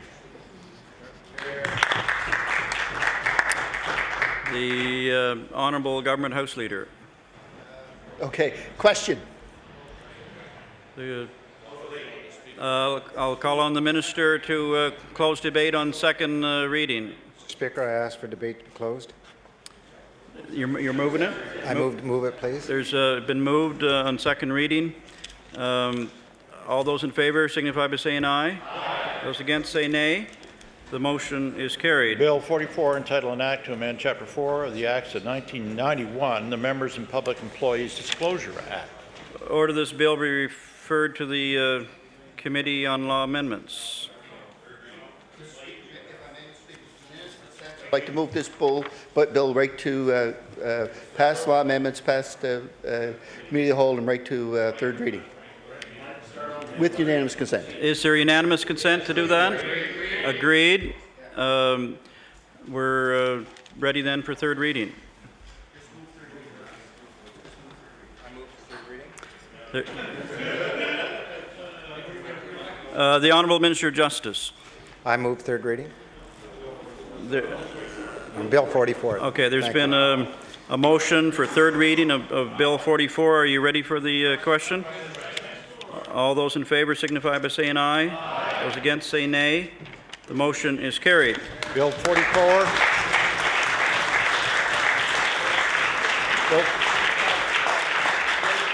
Bill 44, entitled An Act to Amend Chapter 4 of the Acts of 1991, the Members and Public Employees Disclosure Act.